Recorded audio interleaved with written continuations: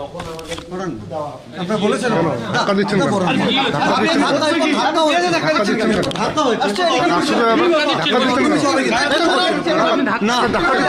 খবর সংগ্রহ করতে গিয়ে আক্রান্ত হলেন একাধিক সাংবাদিক। ঘটনাকে কেন্দ্র করে সোমবার উত্তপ্ত হয়ে ওঠে উত্তর দিনাজপুরের জেলা শাসকের দপ্তর চত্বর। জানা গেছে, উত্তর দিনাজপুর জেলার কালিয়াগঞ্জ ব্লক অফিসে সোমবার এসআইআর প্রক্রিয়া নিয়ে সাধারণ মানুষের বিক্ষোভ ঘিরে উত্তেজনা ছড়ায়। এসআইআর প্রক্রিয়ায় অসন্তোষ প্রকাশ করে স্থানীয় বাসিন্দারা ব্লক অফিসে কর্মরত বিএলওকে ঘিরে বিক্ষোভ প্রদর্শন করেন। এই ঘটনার প্রতিবাদে জেলা বিজেপির পক্ষ থেকে রায়গঞ্জের কর্ণজোড়ায় জেলা শাসকের দপ্তরে ধর্নায় বসেন উত্তর দিনাজপুর জেলা বিজেপির কর্মী সমর্থকরা। ধর্না চলাকালীন জেলা শাসকের দপ্তরের এক আধিকারিকের ঘরের সামনে পরিস্থিতি আরও উত্তপ্ত হয়ে ওঠে। সেই সময় ঘটনার খবর সংগ্রহ করতে গিয়ে ডিএম অফিস চত্বরে একাধিক সাংবাদিক আক্রান্ত হন বলে অভিযোগ। সাংবাদিকদের অভিযোগ, ডিএম অফিসের এক আধিকারিক তথা ডিএলও অর্ণব মুখোপাধ্যায় তাদের হেনস্থা করেন, মোবাইল ক্যামেরা কেড়ে নেওয়ার চেষ্টা করেন এবং শারীরিকভাবে ধাক্কাধাক্কিও করেন। একজন দায়িত্বপ্রাপ্ত প্রশাসনিক আধিকারিকের কাছ থেকে এমন আচরণে স্বভাবতই ক্ষোভে ফেটে পড়েন সাংবাদিক মহল।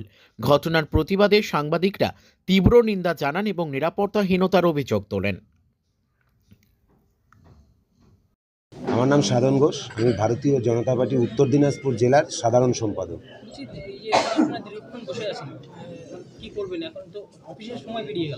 দেখুন, আপনারা দেখলেন আমাদের ধর্না চলছিল, প্রশাসন আসলেন, রায়গঞ্জ থানার আইসি এবং ইলেকশন কমিশনের যারা আছেন তারা কালিয়াগঞ্জ থানার আইসির সঙ্গে আমাদের সামনেই কথা বললেন, আমরাও কথা বললাম। কালিয়াগঞ্জের থানার আইসি আমাদের আশ্বস্ত করেছেন আমাদের ফর্ম 7 জমা দেওয়ার ব্যবস্থা উনি ব্লক অফিসে পুলিশি নিরাপত্তায় করে দিবেন। আমাদের এই আশ্বস্ত করার পরে আমরা এখন যাচ্ছি কালিয়াগঞ্জ ব্লকে। আমরা আমাদের ফর্ম 7 নিয়ে পুলিশের নিশ্চিত করা যে আমাদের ব্যবস্থা, সেই ব্যবস্থার মাধ্যমে আমরা গিয়ে এখন ফর্ম 7 জমা করবো কালিয়াগঞ্জ ব্লকে। যদি না হয় আমরা বৃহত্তর আন্দোলনে যাব সারা রাজ্য জুড়ে।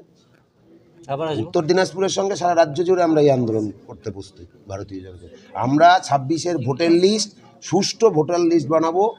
অবৈধ ভোটার লিস্ট একজনকেও থাকতে দেবো না, অবৈধ ভোটারকে।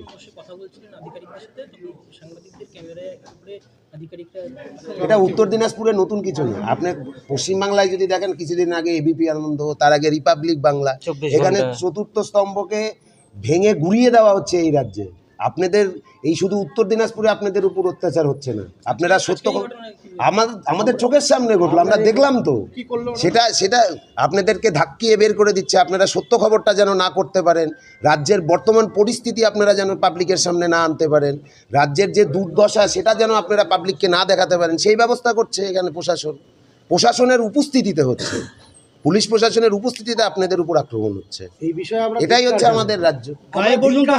হ্যাঁ, আমরা দেখেছি চতুর্থ স্তম্ভের উপরে সবকিছু সত্য ঘটনা আপনাদের করতে দেওয়া হবে না এই রাজ্যে। মোবাইলও ভাঙা হয়েছে। এই চতুর্থ স্তম্ভের উপরে আঘাত, এই বিষয়ে আমরা ভারতীয় জনতা পার্টির পক্ষ থেকে প্রতিবাদ জানাচ্ছি যে পশ্চিমবঙ্গে এই মানে আমাদের যারা মানুষের আওয়াজ তুলবে, সেই যেমন বিরোধী দলকে কণ্ঠরোধ করা হচ্ছে, ঠিক সেরকমভাবে যে সংবাদপত্র যারা মানুষের আওয়াজ প্রতি মুহূর্তে তুলে তাদেরকে আজকে মানে তাদের মুখ বন্ধ করা হচ্ছে। আমরা মুর্শিদাবাদে দেখেছি, আজকে উত্তর দিনাজপুরে দেখলাম। তাই এই আচরণ আমরা তীব্র প্রতিবাদ জানাই। আমরা ভারতীয় জনতা পার্টি, আমরা পশ্চিমবঙ্গের গণতন্ত্রের সাথে এই যে আমাদের মিডিয়ার সাথে যে নির্লজ্জ আচরণ করা হচ্ছে তার আমরা তীব্র প্রতিবাদ জানাচ্ছি। এই আচরণ কাম্য নয়।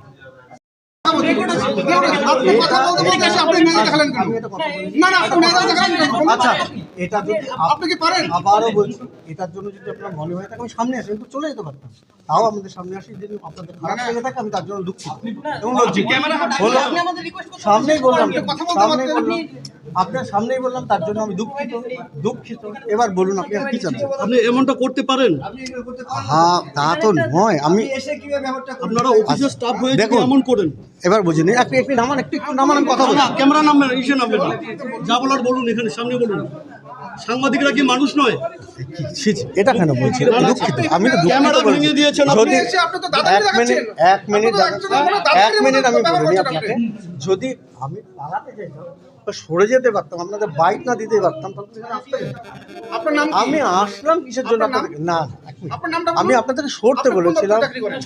আরে মহা মুশকিল। নামটা কেমন বলতে অসুবিধা কোথায়? আরে নাম আমার কি আপনি জানেন তো? সাংবাদিক দেখুন আমি আপনাকে বলেছিলাম, আবার ক্যামেরা আমি আপনাকে বলেছিলাম যে আমরা কথা বলে নিই, তারপর আপনাদেরকে বাইট দেবো। কথা বলা ছিল, আপনি কথা বললাম আমি আপনাকে যে আমি কথা বলে নিই, তারপর আপনি আমি কথা বলুন। আপনারা তখন থেকে সেগুলো করছেন। পালিয়ে যেতে পারতাম, পালাইনি, কিন্তু এতগুলো ক্যামেরা আছে, আমি আগে আবার হাত আপনারা দিচ্ছেন, করবেন। আপনার নিচ্ছেন আমার। এতগুলো ক্যামেরা আছে, তারপরেও কিন্তু আপনাদের সামনে দাঁড়িয়ে আছি। শুধু একটাই কথা, যদি আপনাদের খারাপ লেগে থাকে আমি সত্যি দুঃখিত, কিন্তু আমার বক্তব্য ছিল আমি ওখানে কথা বলে নিই ওই লোকদের সাথে, তারপরে এসে আপনার সাথে কথা বলছি। সাংবাদিকরা না না, আমরা তো ওনাদের সাথে কথা বলতে তো আমরা ওনাদের সাথে কথা বলে নিই, তারপর আপনাদেরকে বাইরে রাখবো। আপনারা চাচ্ছেন যে ওইখানটা ওর মধ্যে থাকতে, তাই না? না, আমি তো আপনাদেরকে আগেই বলেছি। সাংবাদিকরা